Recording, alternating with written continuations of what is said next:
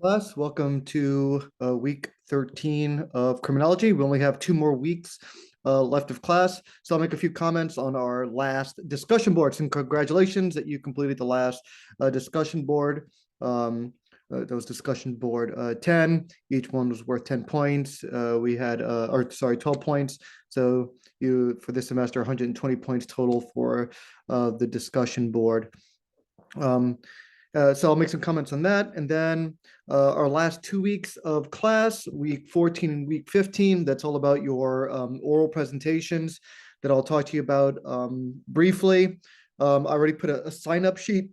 Some of you will present for next week, week 14, and others will present for the last week, week 15. And so I'm hoping to get 15 people week 14, 15 people week 15. I'll put a Google Doc up on Canvas for this week's module, week 13. So make sure you sign up for the week that you want. Again, limit 15 for next week, 15 for the final week, week 15.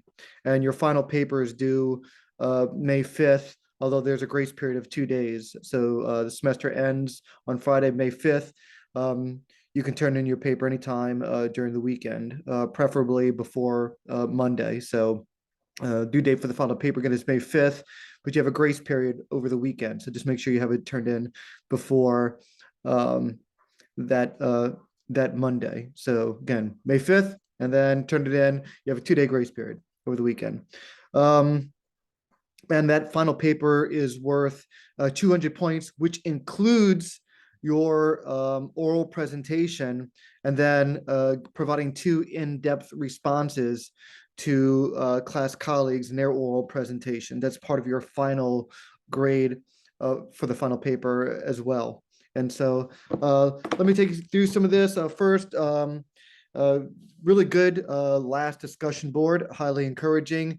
Y'all were able to pick 2. I provided 1 article from New Orleans discussing crime, and you were able to pick 2 of your own articles discussing crime and how the media portrays crime, oftentimes with the usual suspects, the usual explanations of crime, oftentimes ignoring history, the structural causes of crime, the root causes of crime. I mean, all of that stuff just completely missing from a lot of these mainstream articles that are used to really manufacture consent to get us to think in very orthodox and conformist ways. And so hopefully we know well how the media is not really used to inform the public, at least this incarnation of the media that we have in our current historical moment, that is not meant to inform the public, but rather manufacture consent to tell us what we're supposed to think about things, rather than thinking independently and thinking creatively and thinking critically. And so certainly crime has always been represented the same way, that there's bad people, that poverty causes crime. And while we might try to reduce poverty, there's just some people that are just forming gangs, that are not doing good things, that are just really bad people. And so we need to, we need more police. We need to get tough on crime policies, et cetera, et cetera. And so many of you did a very good job of critiquing some of these articles, the article in New Orleans and your own articles as well. And so it's quite apparent to me that many of you have developed this sociological imagination and this ability to think critically about crime and to see through all of the media propaganda that tries to represent reality in a way that represents the interests of the powerful, to keep us from thinking critically, to keep us from questioning power, and to keep us from realizing what are the true causes of crime. And of course, if we understand the true causes of crime, we can point the direction towards its amelioration. So well done on that last discussion board.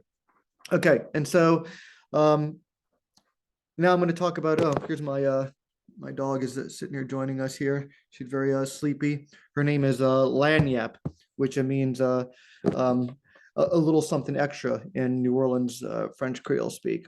Nonetheless, okay, we're going to look at now I'll I'll talk about the final instructions for your paper. I mean, that's been given to you since the beginning of the semester, but I'll talk first about your video presentation guidelines. I've already supplied that to you on Canvas, so hopefully you've already checked that out. But you'll have an introduction and 4 parts. And so your introduction, your name, your major, then talk about your research interest, or maybe your career interest if you don't have any research interest, or simply your intellectual curiosities. What are the things that you're intellectually curious about? I think those things are important. And then 3 major takeaways from this course. What you learned from this course, the things that surprised you the most or that you found most interesting. So 3 major takeaways from this course. So that's your introduction. Part 2, you start talking about your final paper, really. That's the theory part, where you demonstrate your understanding of 2 or more theories that explain the causes of crime. And you can do this by comparing or contrasting these theories, discussing their strengths and weaknesses, and always using examples to illustrate your points. And so that's part 1, demonstrating your knowledge and understanding of 2 or more of those theories that we've discussed in class. Part 2 is applying these theories now to explain crime and transgression. So here in this presentation, part 2, you discuss the ability of these theories to accurately explain the root causes of crime. And so you want to use 2 or 3 examples of each theory to explain specific types of crime. And I ask which theories discussed above in your presentation and your final paper are best to explain which types of crimes. So obviously, some theories don't explain certain crimes very well, but might explain others very well. So be very specific about what theories you're talking about and what crimes you're talking about. And it's all self-evident with the instructions that I gave you. Part 3, causes of crime. Discuss what you believe to be the main causes of crime in society, and just make sure that you're talking about, are you talking about white collar crime? Are you talking about street crime, robbery, violent crime, etc.? Are you talking about crimes of the elite, like political, economic crimes, etc.? Most of you will probably be talking about street crime because that's generally what criminology focuses on, even though it's theoretically, or not theoretically, it's one of the least problematic problems of crime. As I've said before, crimes of the powerful, which means political and economic crimes, they account for about 90% of all crimes that result in violence and death. But nonetheless, most of criminology and criminal justice focus on street crime. And so that's fine if we keep it there, just so long we know that the far more dangerous crimes in society are crimes done with the pen, people with ties, political and economic crimes. Those are far more damaging in society, which is be different from white collar crime, which is things like embezzling, things that are not very dangerous to society, at least when compared to crimes of the elite or political and economic crimes. And so, so for most of you with part 3, you're going to be talking about street crime. So discuss what you believe to be the main causes of crime in society. And then part 4, if we can understand the causes of crime, then we should be able to point the direction towards their solution. So after this, explaining the causes of crime in part 3, talk about how, at least provide some solutions, maybe like even a policy analysis on how we can ameliorate the problems of crime in society. And again, make sure to use examples to illustrate your points and substantiate your arguments. Basically, your video presentation should be about 7 to 10 minutes. 7 to 10 minutes should do it.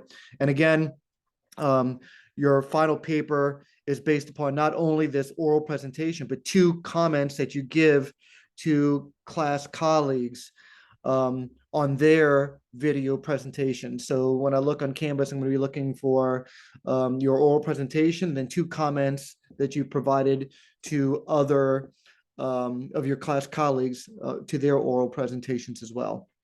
Okay, and then you have your final paper guidelines. I gave that to you before, but it's basically an extension of your the video guidelines that I just gave you. You have your introduction, then your part 1 is your theory. You demonstrate your knowledge of the theories. Part 2, you apply those theories to explain crime. And then you'll say something about the main causes of crime, and then you should conclude the paper with a final analysis or a policy analysis on how we can solve the problems of crime in society. And so, as I've said all semester long, the point isn't to simply interpret the social world or interpret or understand crime, but to actually solve real world problems like crime. And hopefully your presentations and your paper will be able to show some of the more promising theories that explain crime. That you can also think beyond those theories. You can think creatively, critically, and imaginatively to explain crime in our society in a way that even goes beyond some of the theories that we've discussed. Um, and then be able to provide some solutions or a policy analysis to solve or at least ameliorate the problem of crime in society.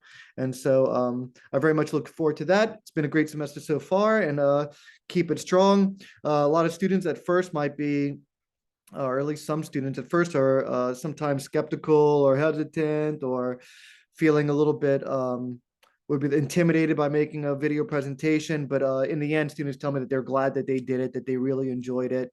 And I'm using it to boost up your grade. So just have fun with it, enjoy it.